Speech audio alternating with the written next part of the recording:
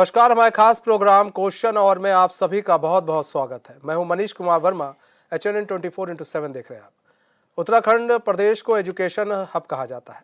Private स्कूलों की स्थिति तो सभी को पता है, लेकिन सवाल उठते हैं कि सरकारी स्कूलों के हालातों पर। इसमें भी पहाड़ों और मैदानी क्षेत्रों के सरकारी स्कूलों के हालात में फ़र्क है। राजधानी देहरादून की बात करें तो यहाँ पर 3 स्मार्ट सरकारी स्कूल हैं, जो किसी प्राइवेट स्कूल से कम नहीं। टॉप क्लास और हाईटेक सुविधाओं से लैस ये स्मार्ट स्कूल स्मार्ट सिटी के तहत बनाए गए हैं। लेकिन इसके इतर पहाड़ पर ऐसे सरकारी स्कूलों की संख्या ज़्यादा है जहां स्मार्ट क्लास तो दूर, स्कूल की बिल्डिंग के हाल तक जर्जर है। और इसकी पुष्टि खुद प्रदेश के शिक्षा मंत्री डॉक्टर धन सिंह रावत कर चुके हैं। ऐसे में ये पूछना गलत नहीं होगा कि आखिर कब स्मार्ट होंगे पहाड़ के स्कूल।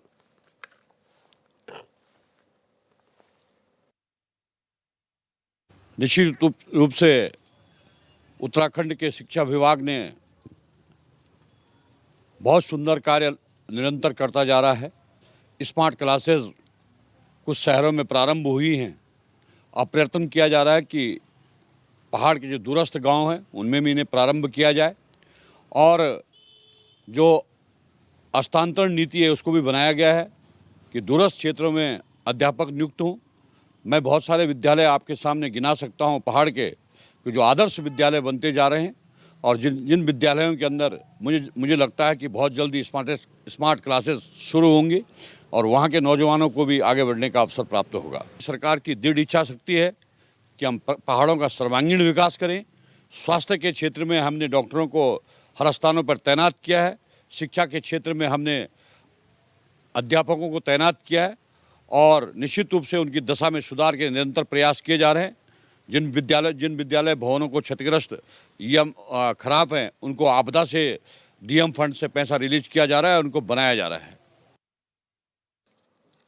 तो स्मार्ट स्कूल की हम बात करते हैं। स्मार्ट स्कूल बनेगा तो बच्चे भी उतने ही स्मार्ट होंगे, शिक्षा भी उतना ही स्मार्ट होगी। और ख़ासकर अगर सरकारी स्कूल स्मार्ट बन जाते हैं तो उसके क्या कहने हैं।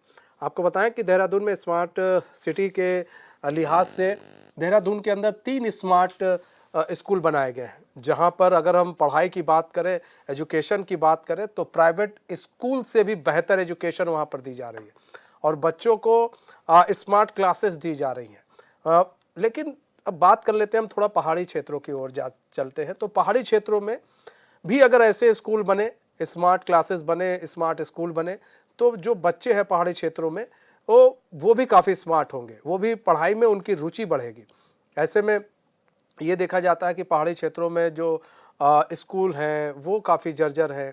इसको लेकर जो शिक्षा मंत्री हैं वो लगातार बयान भी देते हैं। वो कहते भी हैं कि हम इस ओर काम कर रहे हैं।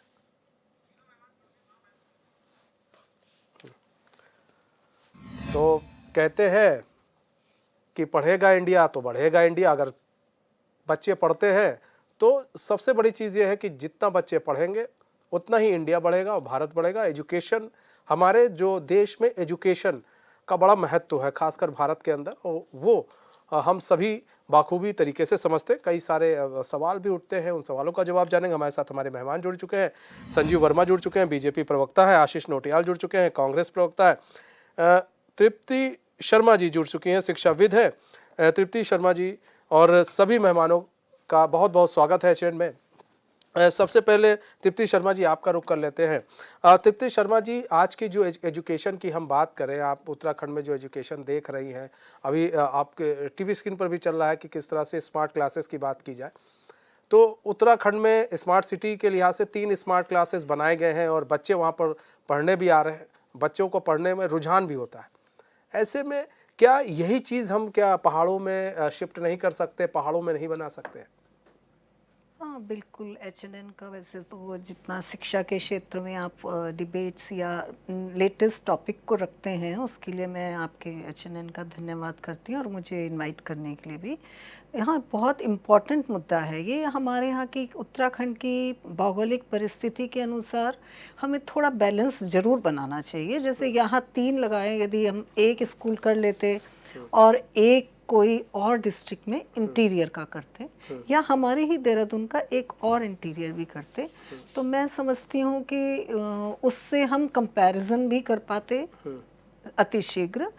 सरकार का प्रयास बहुत अच्छा है, ये पहल जो की है बहुत अच्छी है, बशर्ते क्योंकि यहाँ के बच्चे तो ऑलरेडी हैं digitalised almost, in the sense कि सब सुविधाएं हैं, लेकिन आप जितना थोड़ा सा भी इंटीरियर में जाएं, मैं तो जहाँ तक मेरा अनुभव है, यहाँ सहस्त्रधारा रोड से ऊपर भी स्कूल्स में जाएं तो शायद वो मूलभूत सुविधाओं में भी थोड़ा पिछड़ रखा है, या नेटवर्क इश्यूज बहुत ज़्यादा रहते हैं। तो आपका डिजिटलाइजेशन एक वही प्रधानमंत्री जी की योजना के अनुसार हमारा भारत इस समय टोटली वो चाहते हैं कि डिजिटल हो जाए, और शिक्षा के क्षेत्र में तो बहुत ही आवश्यक है, क्योंकि हमारा भारत एक विकासशील देश है जिसको बिना डिजिटलाइजेशन के आगे विकास का संभव होना नामुमकिन है। तो उस लिहाज से बहुत अच्छा है, बहुत अच्छी पहल है, लेकिन ये तो बिल्कुल मेरे शहर के अंदर के हैं। थोड़ा सा बाहर हटके भी यदि हम दूरस्थ वाले क्षेत्र में, बहुत दूरस्थ भी ना जाते, एक चक्रौता ले लेते, कालसी या किसी और ब्लॉक में कर लेते, तो उससे मैं समझती हूँ कि हमें कंपैरिजन के साथ साथ हमें ये अनुभव हो जाता कि वहाँ और क्या व्यवस्थाएं दुरुस्त करने की आवश्यकता है। आशीष नोटियाल जी, आप देखिए सरकार ने कदम उठाया भाई, ये कदम की भी सराहना करनी चाहिए कि स्मार्ट सिटी के हिसाब से उन्होंने यहाँ पर 3 ऐसे स्कूल बनाए जो स्मार्ट है, और बच्चे भी पढ़ेंगे स्मार्ट, अगर पढ़ेंगे तो स्मार्ट ज़्यादा बनेंगे, ज़्यादा ज़रूरी भी है। बात कर ली जाए प्राइवेट स्कूलों की तो उससे बेहतर स्कूल बनाया है। लेकिन अब जब हम बात करते हैं कि भाई पहाड़ों की बात करते हैं, तो आशीष भाई पहाड़ों की स्थिति उस हिसाब से नहीं है जिस हिसाब से होनी चाहिए। और ये सिर्फ हम आप सिर्फ बीजेपी को भी दोष नहीं देंगे, ये हम सबकी बात कर रहे हैं। आपके भी शासन रहा है, आपने भी क्या किया, ये जो कर रहे हो तो कर ही रहे हैं, लेकिन आपने भी क्या किया, मतलब पहाड़ों की स्थिति कैसे सुधरेगी सर? पहाड़ों के बच्चे कब पढ़ेंगे, पहाड़ों के बच्चे कब स्मार्ट बनेंगे? देखिए, जब हम स्मार्ट की बात सुनते हैं तो हमें सीधा स्मार्ट सिटी याद आती है, जो उत्तराखंड में देहरादून के अंदर स्मार्ट सिटी बनाई गई। और उस स्मार्ट सिटी के जो हाल है, उस स्मार्ट सिटी को देखते हुए हमें लगता है कि सब कुछ ऐसे ही स्मार्ट होने वाला है, जिसमें सरकार तो पैसे खा के पूरी स्मार्ट हो गई, सरकार के इनके नेता तो पूरे स्मार्ट हो गए, पर आम जनता आज तक परेशान है। किस तरीके से आप बताएं, सड़कों को तोड़ के रख दिया, नालियां तक इनकी व्यवस्थाएं नहीं हो पाई, नालियों में व्यवस्था नहीं कर पाए।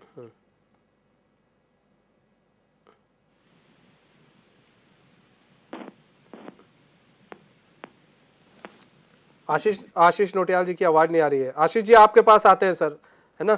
आशीष जी के आप सही करवाइए आवाज़।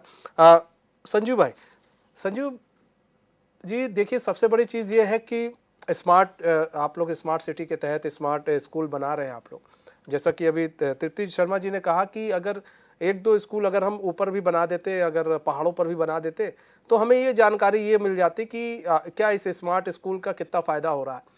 तो अगर 1-2 स्कूल अगर पहाड़ों में बना दिया जाता तो कोई दिक्कत नहीं थी, लेकिन ऐसा हो नहीं रहा। आखिर क्यों पहाड़ों तक क्यों नहीं पहुंच हो पा रही है? मनीष जी देखिए, हर कार्य की शुरुआत 0 से होती है, 1 से होती है, और 1 के बाद उसमें अंक जुड़ते रहते हैं और संख्या बढ़ती रहती है। और अभी जिस तरह से एक बहुत सुंदर पहल, क्योंकि देहरादून प्रदेश की राजधानी है और राजधानी से पूरे प्रदेश भर में एक मैसेज जाता है, और जिस प्रकार यहाँ पर 3 मॉडल स्कूल बनाए गए हैं, स्मार्ट स्कूल बनाए गए हैं, उसी की तर्ज पर धीरे धीरे इस योजना का पूरे प्रदेश भर में प्रचार प्रसार होगा और इस योजना का प्रसार होगा। और मैं सोचता हूँ कि हर जिले में, हर विधानसभाओं में इस प्रकार के स्कूल्स बनाए जाएंगे।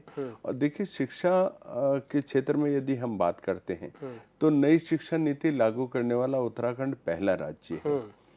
और जिस प्रकार से हम शिक्षा के स्तर में लगातार उसकी एक गुणात्मक सुधार कर रहे हैं। आज आप ये जो हमारे स्मार्ट स्कूल बने हैं, आप यदि किसी प्राइवेट स्कूल से इनका कंपैरिजन करें तो मैं सोचता हूँ उससे ज़्यादा बेहतर सुविधाएं हम उन बच्चों को दे रहे हैं जो बेचारे आज तक वंचित रहते थे तमाम सुविधाओं से।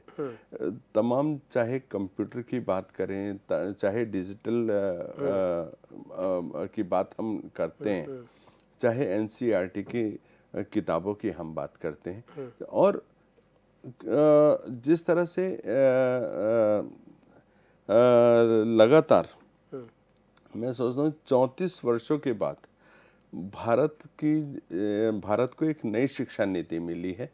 उसमें बच्चे अपने पांव पर खड़े हों, पढ़ाई के साथ साथ अपना रोजगार परक शिक्षा वे प्राप्त कर पाएं, और उसके लिए जो स्किल डेवलपमेंट प्रोग्राम हमारी सरकार के द्वारा बनाए जा रहे हैं, उससे बच्चों को एक और वो शिक्षित भी होंगे, साथ साथ अपना एक कोई ना कोई हुनर उनके हाथ में आएगा, ताकि वो रोजगार की जो तलाश होती है 12वीं और 10वीं 12वीं क्लास के बाद बच्चों की, उसमें जब तक वो अपनी एक मैच्योरिटी लेवल पे आते हैं तो वो किसी न किसी हुनर में पारंगत होंगे। तो मैं सोचता हूँ बहुत अच्छी पहल है।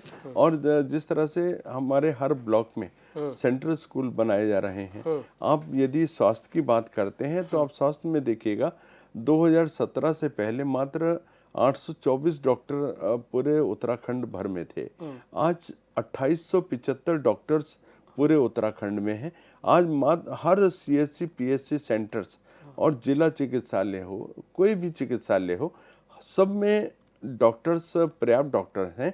जबकि 2017 से पहले जो फार्मासिस्ट और कंपाउंडर थे वो डॉक्टर की भूमिका निभा रहे थे। तो मैं सोचता हूँ ये गुणात्मक परिवर्तन है, और हमारी सरकार जो है विकास के पथ पर परिवर्तन हो रहा है, और परिवर्तन हो। ठीक है, आशीष नोटियाल जी, आप कुछ कह रहे थे सर? तो मैं यही कहना चाह रहा था, जब स्मार्ट की बात होती है तो हमें सीधा स्मार्ट सिटी याद आती है, जो उत्तराखंड के अंदर देहरादून में उन्होंने स्मार्ट सिटी बनाई। और उस स्मार्ट सिटी के नाम पर दुकानदारों को, वहाँ के लोकल लोगों को इतना परेशान करने का इन लोगों ने काम किया कि आज लोग त्रस्त हैं, और स्मार्ट सिटी के नाम से लोग डरने लगे हैं। सेम स्मार्ट सिटी के नाम की तर्ज पर आप लोग स्मार्ट स्कूल बनाने जा रहे हैं। जहाँ आपने स्मार्ट सिटी में इतना बड़ा घोटाला किया, आज आप वही घोटाला स्मार्ट स्कूल के नाम से करके दिखाना चाहते हैं। आप कहते हैं देहरादून के अंदर हमने 3 स्मार्ट स्कूल बनाए, कहाँ है लोगों को पता नहीं है, कहाँ आपने बनाए तो होंगे। आशीष भाई दिख रहा है, आशीष भाई आशीष भाई वो हम चला भी रहे हैं, मतलब हमारे संवाददाता भी गए थे वहाँ पर बाकायदा। हाँ, मैं ऑनलाइन हूँ इसलिए मैं देख नहीं पाया। लेकिन कहाँ पे स्मार्ट स्कूल बने हैं, आम जनता को, मेरे सामने कोई बैठे थे जस्ट, तो उनसे मैंने पूछा तो उन्होंने कहा हमें नहीं पता कहाँ है स्मार्ट स्कूल। तो आम जनता को पता नहीं है, शायद प्रचार प्रसार करना सब छूट गया कि बता नहीं पाए स्मार्ट स्कूल कैसे हैं। दूसरा देखिए, आज की डेट पे स्मार्ट की बात तो बहुत बात की है। आप देखें स्कूलों में लाइट तक नहीं है, पंखे नहीं है, कुर्सियां नहीं है, टेबल नहीं है, इतनी अव्यवस्थाएं हैं स्कूलों के अंदर। आप स्मार्ट की बात कर रहे हैं, पहले स्कूल को नॉर्मल स्कूल तो बना के दिखाएं, एक जैसा गवर्नमेंट स्कूल होता है उस हिसाब से तो थोड़ा सा करके दिखाएं। अपने स्कूलों को कुछ नहीं तो आप सेंट्रल स्कूल जैसे ही बना के दिखा दें, वो भी सरकारी स्कूल है। पर आप लोगों की व्यवस्थाएं ऐसी हैं स्कूलों की कि बच्चा इन स्कूलों में पढ़ ही ना पाए, किसी न किसी तरह से बच्चा वहाँ स्कूल छोड़ के बाहर चले जाए। अभी माननीय धन सिंह रावत जी ने अभी बयान दिया था कि जो शिक्षा के अधिकार के तहत जो स्कूलों में पढ़ाई होती थी उसको हम बंद कर रहे हैं। अरे बंद कर लेना, पर उससे पहले अपने स्कूलों को सही तो करो। सिर्फ 3 स्कूल बना के दिखा देना, क्या ये सफिशिएंट है, क्या पर्याप्त है? तो ये लोग जहाँ, और अभी संजीव भाई हमारे बैठे हैं बीजेपी के प्रवक्ता, वो बातें कर रहे हैं, इतने डॉक्टर बना दिए हमने, इतने शिक्षक भर्ती कर दिए, धरातल पे तो कोई दिखता नहीं है। आप देखिए आज महिलाएं नंबर चेंज कराइए, जहाँ हमारे मुख्यमंत्री जी का अपना जन्मभूमि है उस जगह तक कोई डॉक्टर नहीं है, एक्सरे की मशीन नहीं है, सिटी स्कैन की मशीन नहीं है, पहाड़ों के सारे हॉस्पिटल रेफर सेंटर बन के रह गए। ये तो दिख रहा है। आप कागजों में बोल के क्या करेंगे? आप कागजों में बता रहे हैं हमने ये कर दिया वो कर दिया, पर धरातल में आप जीरो हैं। और इस बात को सब समझ रहे हैं, देख रहे हैं, और निश्चित ही आपका ये जो धर्म के नाम पर राजनीति है वो बंद होगी और विकास की राजनीति में लोग काम करेंगे। नहीं, विकास की बात करेंगे तो संजीव जी तो कहेंगे कि देखिए हम तो 3 स्मार्ट स्कूल बना कर दिए, हम आगे भी बना रहे हैं। लेकिन सवाल ये है, देखिए आज देखिए आज नोटियाल भाई साहब, संजीव भाई साहब, आज हम झगड़ा नहीं करेंगे। आज इसलिए भी नहीं करेंगे क्योंकि आज हम बच्चों की बात करेंगे, आज हम शिक्षा की बात कर रहे हैं, हम बच्चों की बात करेंगे। झाएं झाएं झिकझिक करने से कोई फायदा नहीं होता है। लेकिन संजू भाई देखिए, सवाल ये है कि जो जो पहाड़ अभी यहाँ पर तो 3 हमने स्मार्ट सिटी बता दी है, लेकिन जो पहाड़ों की स्थिति है कमोबेश मतलब उधर भी हमें करना चाहिए। जैसे धन सिंह रावत भी कह रहे थे कि भाई जैसे जर्जर जो स्कूल है उनको सही करेंगे और भी कई चीज़ें हैं उनको हम बदलेंगे, तो वो काम कब तक होंगे? और ऐसे अगर जैसे स्कूल आपने उत्तराखंड को दिया है, देहरादून को खास कर दिया है, तो अगर आप ऐसे ही 1-2 स्कूल अगर आप ऊपर दें, पहाड़ों में दें, तो शायद चीज़ें और बदलें। और आप भी कह सकते हैं कि देखिए अगर हमने देहरादून में दिया तो हमने टिहरी के इस गांव में दिया, हमने चंपावत के इस गांव में भी दिया है, वहाँ पर भी जाकर देखिए, एक कहने के लिए हो जाता है ना, एक आप दिखा भी सकते हैं। तो ऐसे में सवाल ये कि हम इस चीज़ को कब तक शिफ्ट करेंगे पहाड़ों तक? मनीष जी देखिए, अगले चरण में ये जो हमारा मॉडल स्कूल्स और स्मार्ट स्कूल की जो हमारी योजना हमने आरंभ करी है, अगले चरण में इसका जो हम प्रसार पर्वतीय क्षेत्रों में करेंगे और दूरस्थ क्षेत्रों में करेंगे। जैसे हमारी बहन बोल रही थी कि आपको कालसी या चक्रौता में भी ऐसा करना चाहिए तो ज़्यादा अच्छा होगा, और मैं आपकी बात से सहमत हूँ। हम इसका जो प्रसार जो दूरस्थ क्षेत्र हैं हमारे, वहाँ के जो बच्चे हैं वो भी इसका लाभ प्राप्त करें और अपनी जो शिक्षा है उसमें एक गुणात्मक सुधार आए। और जैसे शिक्षा देहरादून में मिलती है, राजधानी में मिलती है, ऐसी ही शिक्षा यदि चमोली में, उत्तरकाशी में और पिथौरागढ़ में मिलने लगेगी तो मैं सोचता हूँ एक बहुत बड़ा एक गुणात्मक सुधार होगा, और जिसके लिए सरकार लगातार प्रयासरत है। मनीष जी, मैं आपसे एक चीज़ और बताना चाहता हूँ। अभी सरकार ने शिक्षा को लेके कई सारे आमूलचूल परिवर्तन किए हैं, बड़े काम करे हैं। जो बच्चे कॉम्पिटिटिव परीक्षाओं में बैठते हैं उनके लिए फ्री कोचिंग की व्यवस्था की गई है। जो लोग 75% से अधिक जिन बच्चों को मार्क्स आते हैं उनको एक तरह से उनकी पीठ थपथपाने का काम भी सरकार ने किया है, और उनके लिए वजीफा हो, उनके लिए स्कॉलरशिप हो, और लगातार एक धनराशि भी रखी गई है कि जो बच्चे 90% से अबव आएंगे और तो उनको एक इनाम के रूप में, ताकि एक प्रोत्साहन हो सके, प्रोत्साहन राशि के रूप में। तो इससे क्या होगा, हर बच्चे के अंदर और आगे बढ़ने की एक प्रेरणा आएगी। तो सरकार अपनी ओर से अच्छे से अच्छा काम कर रही है। जिस तरह से हमारे जो दूरस्थ क्षेत्र हैं वहाँ पे जो शिक्षक, अभी सबसे बड़ी प्रॉब्लम होती है, कुछ लोग, हर व्यक्ति चाहता है मैं सुगम में हूँ, मैं दुर्गम में हूँ। तो जो ट्रांसफर नीति है, तो ट्रांसफर नीति को बहुत प्रभावी सरकार ने हमारी बनाया है। और पूर्ववर्ती सरकारों में जो स्थानांतरण एक उद्योग बन गया था, ट्रांसफर एक उद्योग बन गया था, हमारी सरकार ने इस पर पूरी एक पारदर्शी नीति के तहत इस तरह से एक नीति बनाई है जिससे सभी लोग संतुष्ट हैं और हर व्यक्ति इसको सराह रहा है। तो मैं सोचता हूँ बहुत अच्छे काम हमारी सरकारें कर रही हैं। अभी जैसे मेरे आशीष भाई बोल रहे थे कि स्वास्थ्य विभाग में कोई इक्विपमेंट्स दिखाई नहीं देते। मेरे भाई, आप भी देहरादून में रहते हैं, मैं भी देहरादून में रहता हूँ। चलिए कल को दोनों भाई दून हॉस्पिटल या किसी और हॉस्पिटल में चलते हैं और वहाँ पर देखेंगे ऑक्सीजन प्लांट्स, हर जिला चिकित्सालय में ऑक्सीजन प्लांट्स हैं, MRI मशीन है, एक्सरे मशीन है, और तमाम जितने भी इक्विपमेंट्स की वहाँ पर आवश्यकता है वो तमाम इक्विपमेंट्स वहाँ पर मिलते हैं। तमाम जितने भी हमारे हॉस्पिटल्स हैं उनमें प्रचुर दवाओं का भंडार है।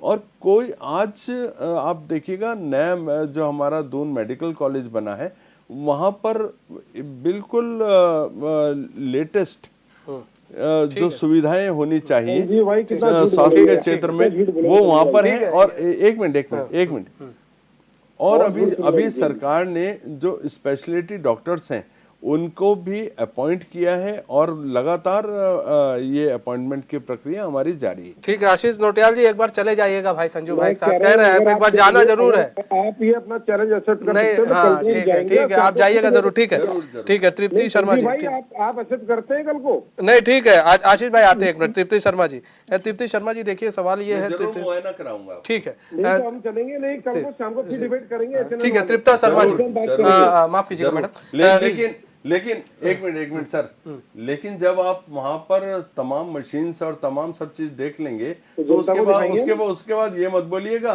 कि नहीं वहां पे कुछ नहीं था, क्योंकि आप देखने के बाद नकार देते हैं। ठीक है ठीक है हम उसकी ठीक है रिकॉर्डिंग करके जाएंगे। ठीक है तो ठीक मुझे है पता सर, आप ठीक लोग है जाएंगे, ठीक, आशीष भाई ठीक झूठ बोलते है, हैं। बाहर जरूर मिलिएगा, आप लोग जरूर जाइएगा।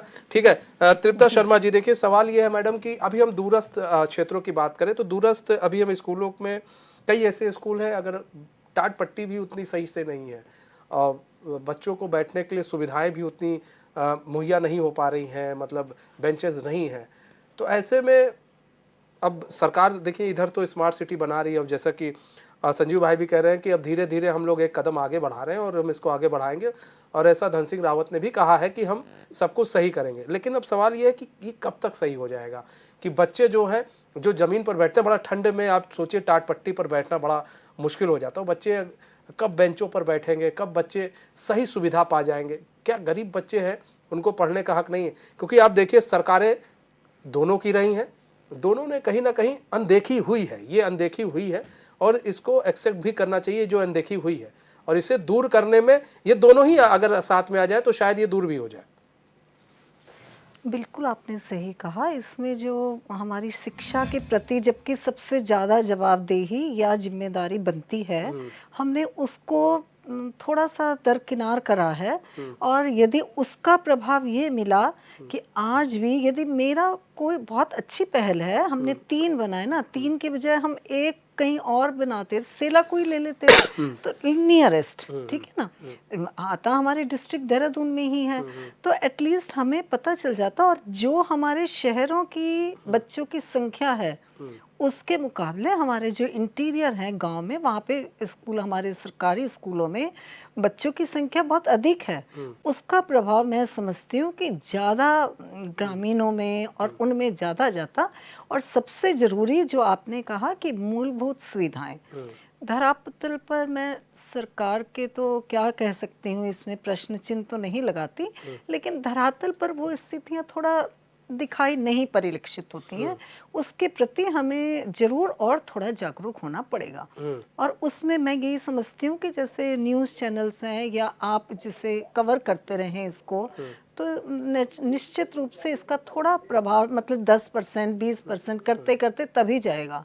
तो मेरी ऐसा सोच है, मैं जो अपने शिक्षा के उससे बताना चाहती हूँ कि यदि आपके पास में 3 थे, 3 का करना था तो एक कहीं और का ले लेते किसी और ब्लॉक में। हम देहरादून तो इटसेल्फ ये राजधानी है, तो यहाँ तो हर कोई समझता भी है कि है ही, और जो प्रभाव राजपुर रोड का जाता है वो ही खुड़बुड़ा का जाता है, ऐसा ज़्यादा डिस्टेंस भी नहीं है ना। ठीक है, हाँ जी ठीक है। आशीष नोटियाल जी, आशीष नोटियाल जी देखिए हम बात कर रहे हैं, देखिए आज हम शिक्षा की बात कर रहे हैं, तो अब इसमें आज आप लोग जगह जगह जाते हैं, निरीक्षण करने जाते हैं, कांग्रेस के कई नेता जाते हैं, निरीक्षण करते हैं, बड़ी खामियां पाते हैं, आप लोग बताते हैं, अच्छी बात है, बताना भी चाहिए, खामियां हैं बताना ज़रूरी है।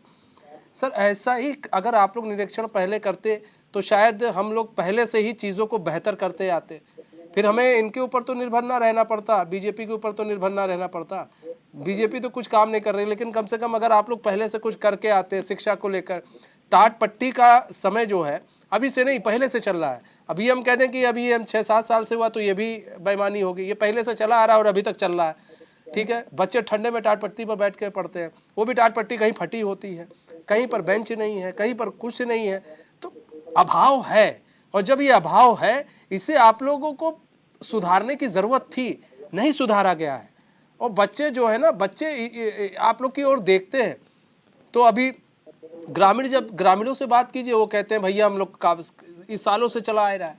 अब बताइए क्या कहा जाए आशीष भाई। देखिए पत्रकार महोदय, मैं आपको एक बात बताऊं, हम हिंदी मीडियम में पढ़े गए, हाँ, हम सरकारी स्कूल में पढ़े हुए हैं और मेरे ख्याल से संजीव भाई भी क्या अपना सरकारी स्कूल में पढ़े हैं। हाँ, और हमारे बच्चे इंग्लिश मीडियम में पढ़ते हैं और संजीव भाई उससे आपके बच्चे भी इंग्लिश मीडियम में पढ़े हुए हैं। तो आप कह रहे हैं कि व्यवस्था ही नहीं थी तो हम सरकारी स्कूल में क्यों पढ़े?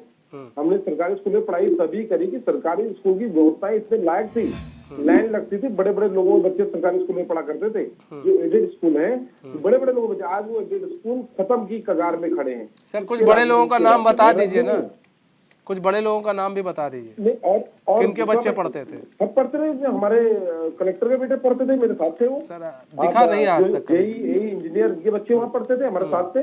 आप उमेश कर शर्मा काऊ की बात कर ले, इनके विधायक बहुत सरकारी स्कूल में पढ़े हुए। ये संजीव भाई भी मेरे ख्याल से माने ना माने ये भी सरकारी स्कूल में पढ़े हुए होंगे। और इनके बच्चे और हमारे बच्चे इंग्लिश मीडियम में पढ़ रहे हैं, गवर्नमेंट स्कूल में पढ़ रहे हैं। आप बताएं, आपने जो स्मार्ट स्कूल बनाए देहरादून के अंदर, उसमें कितने नेताओं ने, भाजपा के नेताओं ने अपने बच्चों को हटा के उन स्कूलों में डाला? आप इस बात को बताएं।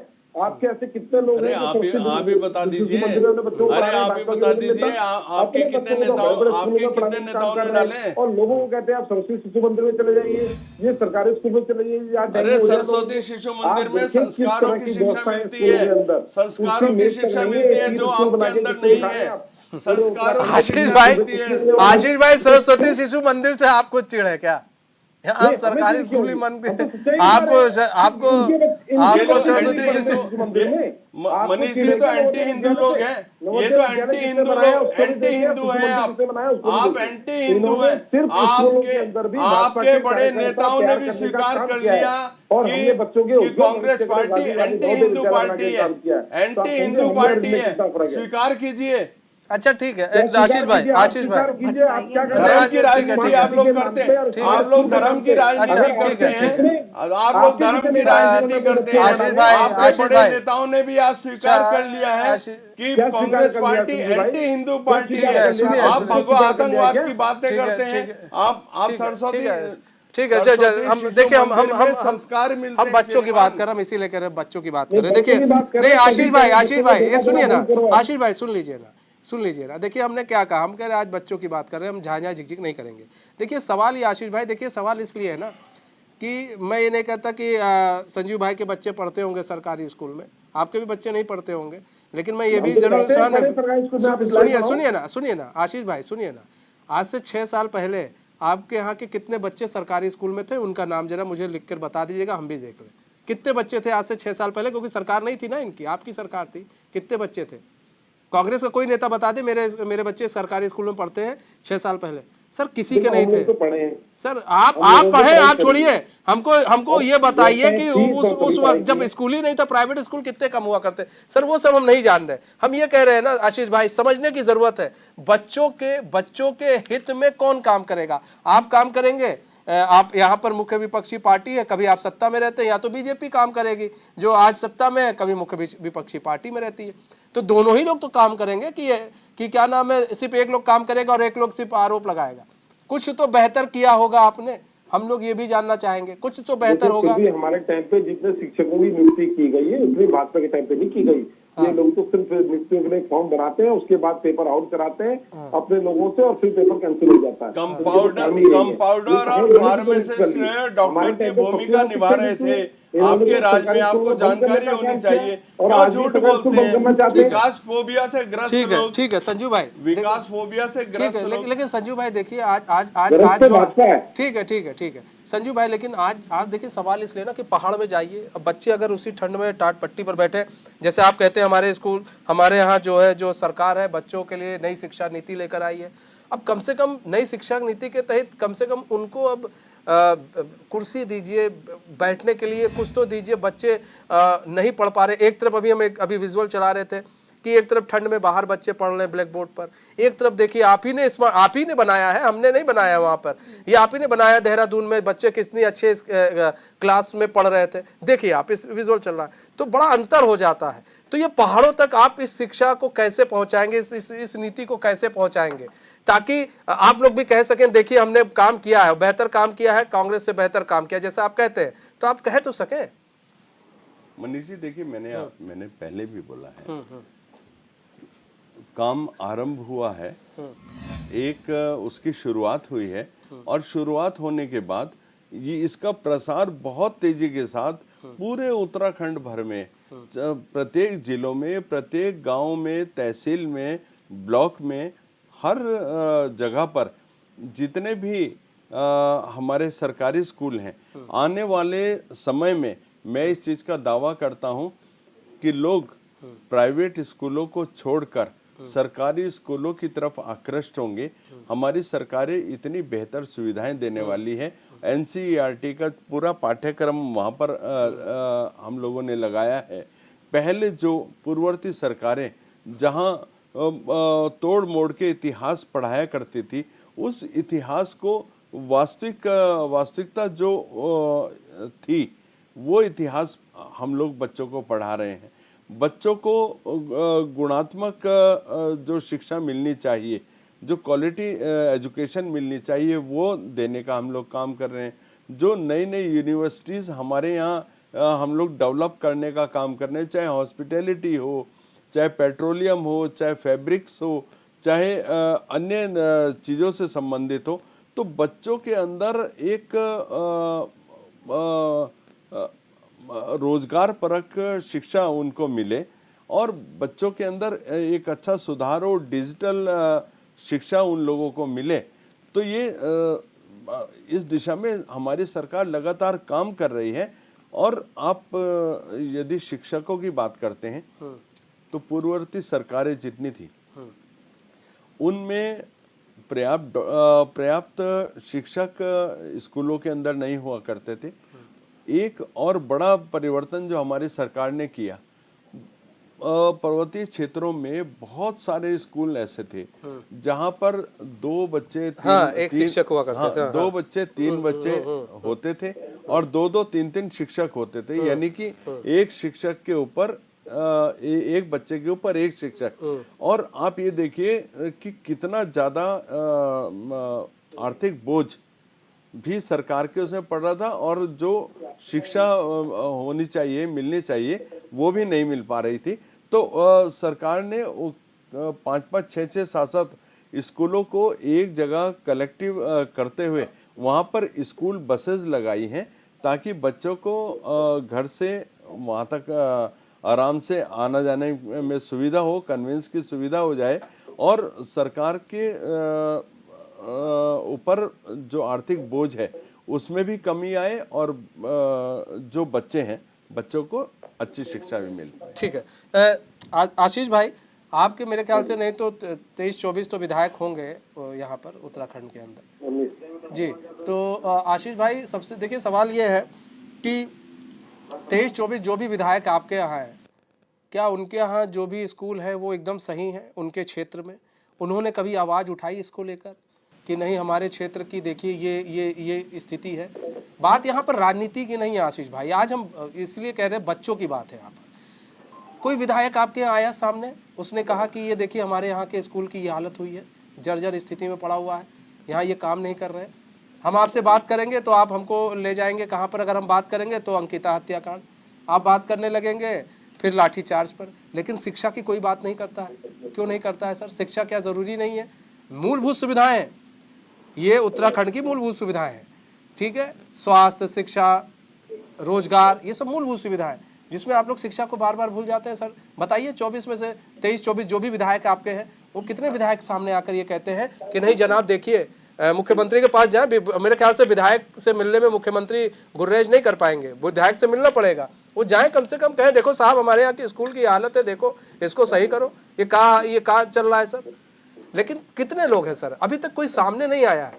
अगर कोई एक सामने आ जाए, 2 सामने आ जाए तो अभी स्थिति सुधर जाएगी, अभी स्थिति सुधर जाएगी। अगर आपके आ जाए, विपक्ष आ जाए तो ऐसे स्थिति सुधर जाएगी। इसलिए सुधर जाएगी, इनको काम करना पड़ेगा। अगर वही लामबंद हो जाए, इनको काम करना पड़ेगा। आपने कई बार इनको झुका दिया है, अगर एक बार आप लोग और सही से लामबंद हो जाए तो इनको काम करना पड़ जाएगा, नहीं कर रहे हैं तो। लेकिन कोई नहीं आ रहा है सर, ऐसा क्यों है? उनको शिक्षा से मतलब नहीं है? निश्चित ही ऐसा होना चाहिए और शिक्षा स्वास्थ्य पे तो सबका अधिकार होना चाहिए, लेकिन नहीं होता ऐसा, तो ये दुर्भाग्य है। चाहे वो कोई भी नेता हो, चाहे आप कांग्रेस के मान लें, चाहे बीजेपी के मान लें, बहुत अच्छी बात है। इस क्षेत्र में काम करने के लिए पता नहीं क्यों परहेज करते हैं, ये मैं खुद नहीं समझ पाता कि जहां तक का अगर दो चीज हम सही कर लें, स्वास्थ्य और शिक्षा, तो किसी भी इंसान की अर्थव्यवस्था कभी खराब नहीं है। बिल्कुल अगर बिल्कुल आज सही बात। सरकारी स्कूलों पे अगर हम लोग काम कर ले और सरकारी स्कूल इस लायक बने, क्योंकि अगर एक आदमी के 2 बच्चे हैं तो कम से कम प्राइवेट स्कूल में 10 से 15 हजार उसका महीने में खर्चा होता है, और वो कमाता ही कितना है, 10-15-20 हजार तो कमा रहा है आज के दिन प्राइवेट नौकरी करने वाला। तो अगर ऐसा हो जाए तो बहुत अच्छा होगा, पर निश्चित ही इसके लिए जनता को भी आवाज उठाने की जरूरत है और हम लोगों को भी सोचने की जरूरत है, ऐसा क्यों हो रहा है, सरकारें ऐसा क्यों कर रही है, बच्चों के साथ नगद क्यों हो रहा है। तो अगर ऐसा हुआ तो हम तो खुद इसका समर्थन करते हैं कि ऐसा होना ही चाहिए, लेकिन सिर्फ इसके नाम पर पैसे बटोरने का अगर काम करेंगे हम तो गलत है। और शुरुआत ठीक है, बीजेपी को मौका दिया है जनता ने, बीजेपी करके दिखाए, और इस समय सरकार है उनकी, कोई रोकने वाला नहीं है, कोई इतना बड़ा आपका कोई ऐसा नहीं बिल पास नहीं हो सकता, सब कुछ संभव है। तो अगर इसमें काम हो तो हमें भी खुशी होगी। एक चीज़ और है तृप्ता शर्मा जी, देखिए सबसे बड़ी चीज़ ये है तृप्ता जी कि जब शिक्षा की बात आती है तो मैंने देखा है कई एनजीओ पीछे हो जाते हैं। पीछे होने का मतलब है वो भी मुखर होकर सामने नहीं हो पाते। अभी कोई और बात कीजिए, उनको लगता है नहीं अब यहाँ पर हमारा एनजीओ चमक जाएगा तो हम वहाँ पर मुखर होकर बोलेंगे, हमको मीडिया कवरेज मिल जाएगी, हमको ये मिल जाएगी, उनको वो मिल जाएगा। लेकिन जब शिक्षा की बात होती है तो कई एनजीओ भी पीछे हो जाते हैं, कई लोग पीछे हो जाते हैं। क्यों? क्योंकि उनको वो सोचते हैं कि यार क्या बोले उसमें हम, ये तो चलता आ रहा है। वो लोग ये सोचते हैं, एक मानसिकता बनी है तो चलता आ रहा है। यही जो चलता आ रहा है ना, ये कहीं ना कहीं इन गरीब बच्चों के लिए एक सबसे बड़ा नासूर बन गया है, चलता आ रहा है। बिल्कुल आपने वर्मा जी बिल्कुल बिल्कुल सही बात आपने पकड़ी है, लेकिन मेरी ऐसी सोच है उसमें कि हम एनजीओ पे क्यों डिपेंड रहेंगे। सिर्फ जो मेन मुद्दा होना चाहिए वो हमारे बच्चों को सारे मूलभूत सभी सुविधाएं, आप जो फ्लैश कर रहे हैं स्कूल्स इंटीरियर के, आप उसमें देखिए बच्चे बरामदे में बैठे हुए हैं, है ना, टाट बोरी भी नहीं है एक स्कूल की और एक स्कूल में है। तो आप उस स्थिति में ठीक है, अब तो एडवांस टेक्नोलॉजी का ज़माना है, तो क्या चक्रोता, क्या कालसी, क्या सैंसधारा के ऊपर के गांव वाले त्यूनी हो चाहे कहीं हो, उसमें हमें क्यों, इसमें जब हम यहीं पर इतना डिस्टेंस का डिफरेंस कर रहे हैं तो निश्चित रूप से पहाड़ तक तो मैं नहीं सोच पाती हूँ कि ऐसा होगा। और ये तो देहरादून तो देखिए राजधानी है, हमें यहाँ पे करना ही पड़ेगा। अब सबसे बड़ा मुद्दा ये है कि जो हमारे सरकारी स्कूल हैं इसमें 3 समस्याएं हमेशा रहती हैं।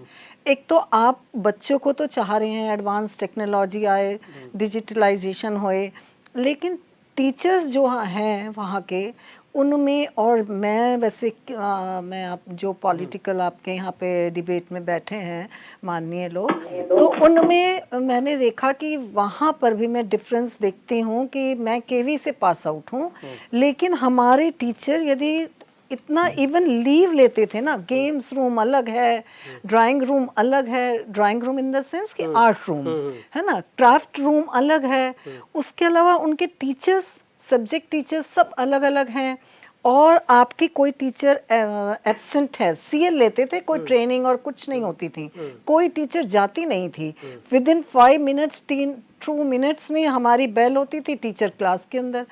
तो बच्चे भी स्मार्ट रहते हैं, जब टीचर एक्टिव है, स्मार्ट है, तो बच्चे भी एक्टिव रहेंगे।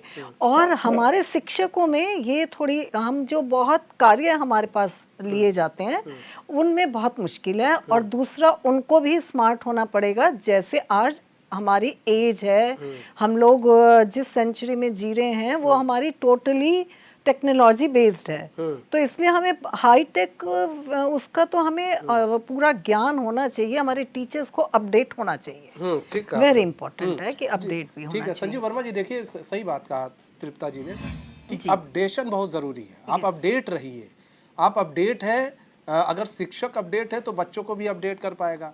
अब शिक्षक अपडेट नहीं है तो बच्चों को क्या करेगा। अक्सर देखा जाता है, आप भी जानते हैं संजीव भाई, आपने भी देखा है, कई बार होता है कि जो सरकारी स्कूल में जो टीचर होते हैं पैर पर पैर कुर्सी लगाकर बैठे रहते हैं, बच्चे अपना पढ़ रहे हैं, वो एक डंडा बगल में रख लेती है, बच्चे पढ़ रहे क्या कर रहे हैं ना जाने। ऐसे कई स्कूल हैं जहाँ पर बच्चे जो है अभी अपना नाम भी ढंग से नहीं लिखना चाहते।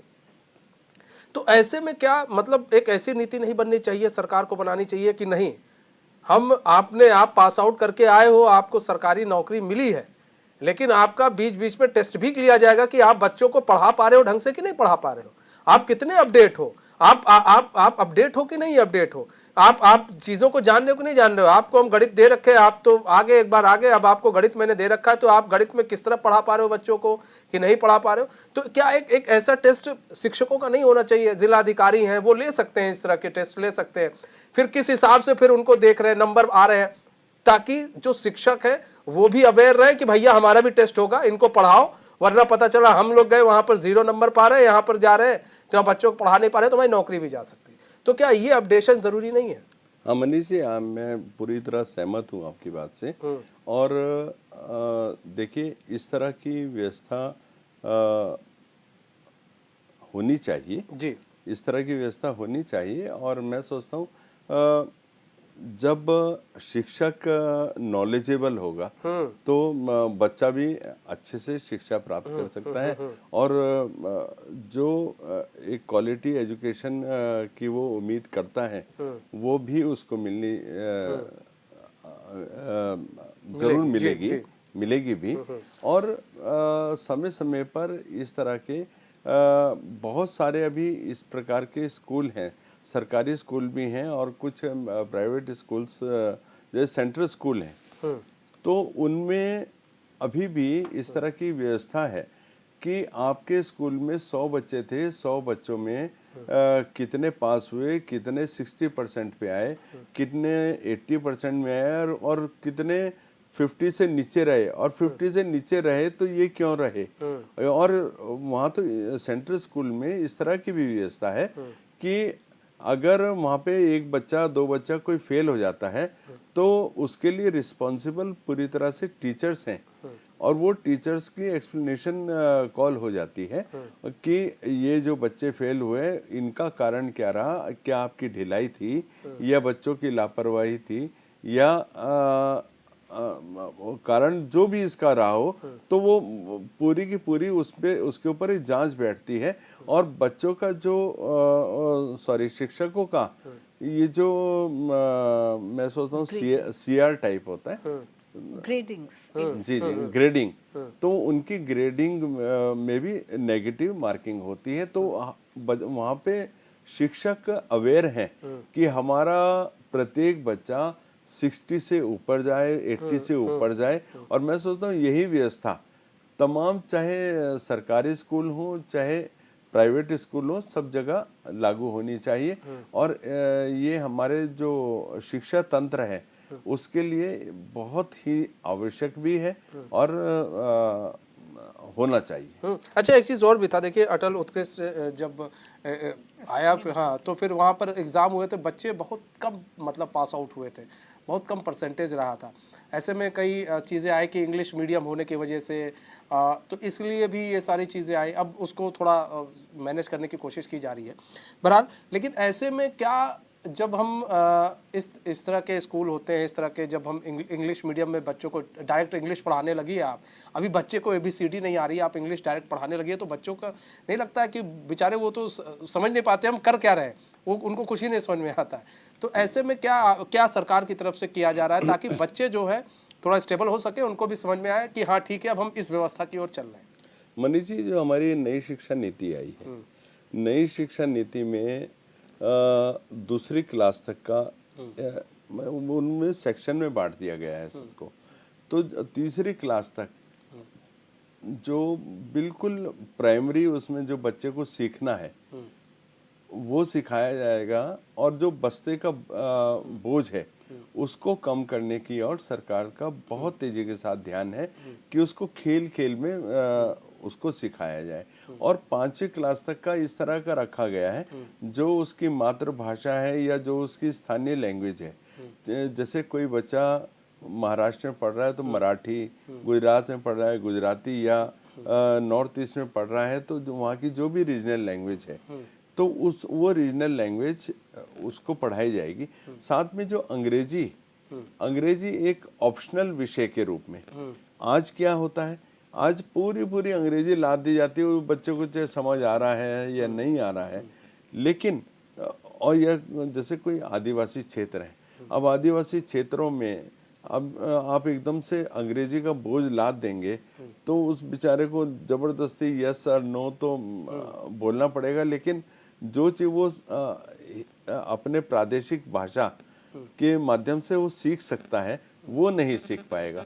तो नई शिक्षा नीति में ये एक बहुत अमूलचूल परिवर्तन हुआ है और इसका मैं सोचता हूँ जो बच्चे हैं उनको पूरा इसका लाभ मिलेगा। और जो एक फाउंडेशन है ना जी, फाउंडेशन बच्चों की स्ट्रांग होएगी तो वो आगे चल के उसको लाभ मिलेगा और मैं सोचता हूँ अच्छा देश का एक कर्णधार बनेगा। नहीं, एक चीज़ और भी है संजीव भाई, जानना चाहेंगे।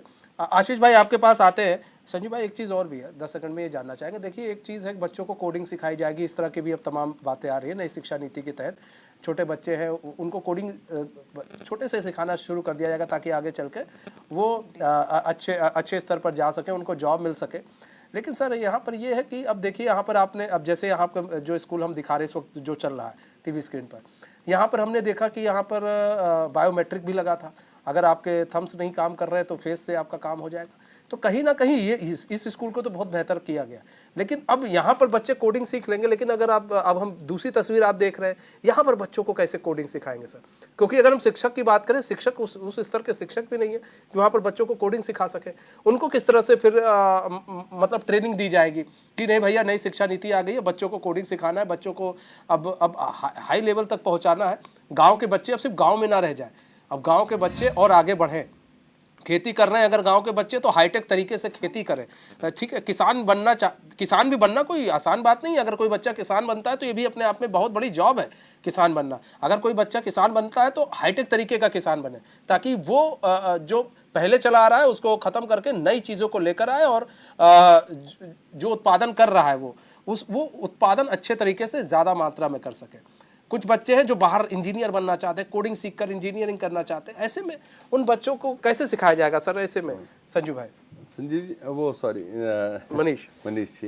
मनीष जी देखिए, जो हमारी नई शिक्षा नीति है इसमें जो छठी क्लास के बाद से बच्चों की जो भी रुचिकर विषय है, चाहे इतिहास है तो वो इतिहासकारों के बारे में उसकी जागृति है, उसके मन में इच्छा है कि मैं उनके बारे में कुछ सोचूं और इतिहासकार बनूं या इतिहास के क्षेत्र में आगे बढ़ूं। कुछ बच्चे ऐसे हैं जिनका ड्राइंग पेंटिंग में बहुत अच्छी रुचि है, वो ड्राइंग पेंटिंग के लाइन में आगे बढ़ें। और कुछ बच्चे ऐसे हैं जो जैसे मोबाइल या कंप्यूटर के बारे में रुचि है तो वो उसके बारे में चाहे उसका रिपेयरिंग का क्षेत्र हो, चाहे उसमें R&D करने की बात हो, तो कोई भी विषय, कहने का भाव ये है, कोई भी विषय जो बच्चों का रुचिकर विषय है उसमें बच्चों को ये जो हमारी नई शिक्षा नीति है, छठी क्लास के बाद से वो कोई भी विषय जो उनकी रुचिकर है उसमें उसको आगे बढ़ाया जाएगा। और साथ ही साथ जो इंटर्नशिप है, इंटर्नशिप की व्यवस्था है कि आप पढ़ाई के साथ साथ इंटर्नशिप कर सकते हैं। और मैंने जैसे पहले कहा, जब बच्चा 10वीं 12वीं कर लेगा तो एक स्पेसिफाइड क्षेत्र जो उसका छठी क्लास से आरंभ हो गया, तो मैं सोचता हूँ 12वीं क्लास तक आते आते वो अपने क्षेत्र ये नीति तो अच्छी है, नहीं बिल्कुल आपने अच्छी बात की। लेकिन ये जो पहाड़ों पर चला आ रहा है, पहाड़ों का जो सिस्टम है उसे हम कैसे सही करेंगे, ताकि जैसे आपने बताया कि जैसे कोई इतिहास में चाहता है आगे बढ़ सके, तो ऐसे में शिक्षकों को कैसे ट्रेनिंग दी जाएगी? क्योंकि ये शिक्षक बहुत, अगर आप उनसे कह दीजिए संडे मंडे लिखने के लिए तो इनकी हालत खराब हो जाती है, वो नहीं लिख पाते हैं। उनसे आप कुछ चीज़ें पूछ लीजिए, वो नहीं लिख पाते हैं। तो ऐसे में शिक्षकों को कैसे ट्रेनिंग दी जाएगी ताकि बच्चों को और हाईटेक बनाया जा सके? मनीष जी देखिए, अभी जो हमारा ये पुराना शिक्षा तंत्र है, जैसे अभी आप उस विद्यालय की बात कर रहे हैं कि वहाँ पर ये सब चीज़ें अभी नहीं है जो 3 विद्यालयों में है। तो मैं अभी यदि ये बोलूं कि अभी वो 0 हैं और ये वाले 1 2 3 हैं और 1 2 3 उसके बाद 4 5 6 7 8 9 और ये संख्या इस तरह बढ़ते बढ़ते, मतलब संख्या बढ़ती जाएगी। नहीं, संख्या बढ़ते बढ़ते हम 50 भी होंगे, 100 भी होंगे, 150 भी होंगे, 200 भी होंगे। यानी कि कहने का मेरा भाव ये है कि अभी जो पुराना तंत्र है उसको हम पूरी तरह से चेंज करने की दिशा में हमने अभी 3 करे हैं। आने वाले दिनों में वो 30 भी होंगे, फिर 300 भी होंगे, और हम इसी दिशा में प्रत्येक बच्चे का अधिकार है कि वो कंप्यूटर शिक्षा भी प्राप्त करें और जो स्मार्ट क्लासेस हैं वो भी ज्वाइन। ठीक है तृप्ता शर्मा जी। इसमें ना मनीष जी मेरी ऐसी सोच है, संजीव जी, इसमें ऐसा सोच है कि आपने वो यहाँ से एक ना करके, यदि ठीक है एक से ही पहल शुरू की जाती है, एक इधर से लेके एक उधर, मतलब हम डायरेक्शन कुछ तो हम क्राइटेरिया फिक्स करते ऑलमोस्ट ना। सुनिए 1 मिनट में बात पूरी कर लूं। नहीं मेरी 1 मिनट बात पूरी होने दीजिए। कर लेंगे ना। नहीं मेरा यही तो कहना है, हम यहाँ पे अपने को इतना लिमिट क्यों बनाते हैं? जब हमारे पास पूरा एक्सपेंशन का पूरा हमारे पास एरिया है तो हम why should we not start from the interior places?